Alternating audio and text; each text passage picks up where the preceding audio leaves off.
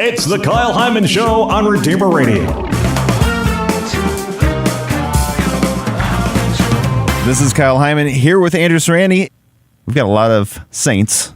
Yeah. Celebrating feast days. It's an exciting... Not a lot of feast days this week. I got corrected last week. Still exactly 7 feast days. Still 7 days. Although there are many saints that share them. What are some highlights this week? Well, some highlights of this week. Today, July 23rd, we're celebrating the feast of St. Bridget of Sweden. Remember last week we played saints whose parents were saints game? Uh-huh. Well, her daughter, St. Catherine, has a parent who is a saint. I'm getting all confused here.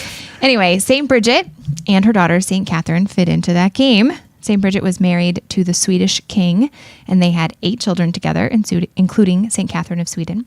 Bridget was committed to charity throughout her time as queen. Her husband himself never quite accepted the devout Christian life. All you can do is pray at a certain point, right? But Bridget did convince him to give her lands and buildings to found a monastery for men and women, which became a big order eventually, the Bridgetines. After her husband died, she traveled to Rome and worked there for a time, doing charity work and reform things, before she died while she was on pilgrimage to the Holy Land. St. Bridget of Sweden. The Bridgetines. The Bridgetines. Yeah. Yes.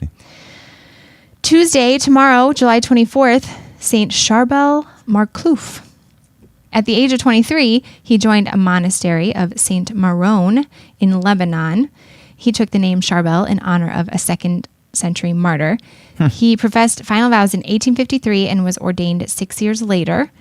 So then he lived as a hermit from 1875 until he died in 1928. So over 50 years he lived as a hermit. It's fairly recent, though. Yeah, it's kind of crazy to me to think about living like a hermit's life for that long. Seems like such a long time. Even while he was still alive, His Holiness was so well known that people came to seek him in his cave to receive blessings and ask for his prayers. And then there were all sorts of miracles that came after his death. Like his body kept bleeding for like 20 years after he died. So crazy. Anyway, lots of interesting things you can find out about St. Charbel. He's a really very, very popular saint in the Eastern rites of the church. Wednesday, July 25th, a big feast day, St. James the Greater, an apostle. A feast, not just a, like, the church has all these technical names for like a memorial. Right. This is like a real feast.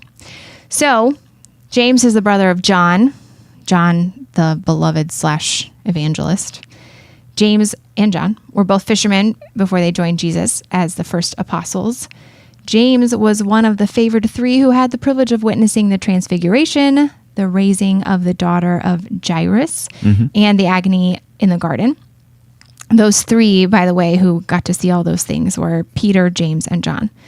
One of my favorite things about James and John is that they were called the sons of thunder. Yeah. And Jesus sort of just drops that line in at the beginning, like, you will be called the sons of thunder, but doesn't really explain why at the time. And then later in the Gospels, James and John have some righteous indignation at people who are not responding well to Jesus. And they say, Lord, do you want us to call down fire from heaven to consume them?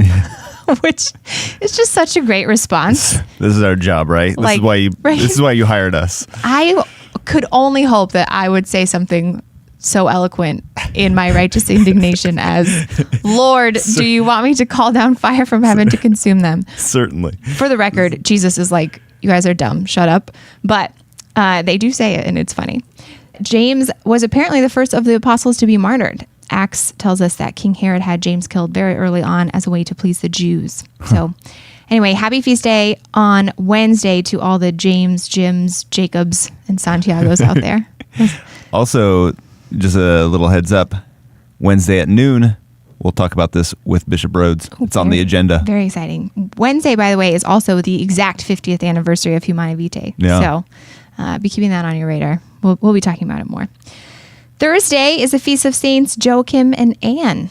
More saint parents who have children saints. Yeah. We actually don't know a lot about Saints Joachim and Anne. In fact, we don't even know that those are their names. But because there was some sort of debate about their exact identity, because they're not actually mentioned in scripture. But we do have lots of stories that come from the time of early witnesses who would have been around even when Mary was still alive. What we do know is that Mary was raised to be holy and devout from an early age and was offered to God by her parents. And some people were Jesus' grandparents, and that is cool. Yes, some people were. Friday, July 27th, St. Maximian, Malchus, Martinian, Dionysius, John Seraphion, and Constantine. In case you're looking for some names still. Meet my children. just throwing these out there. Right. 7 martyrs who were killed together. They're known as the 7 sleepers. They were walled up together in a cave in which they had hid themselves, and eventually there they slept in the Lord, which is a nice euphemism for they died. Yeah. Saturday, big day, Blessed Stanley Rother. Father Stanley, of course, he was a martyr who died in Guatemala not very long ago. He was just beatified last year. And Sunday is the Feast of St. Martha, one of my very favorite saints.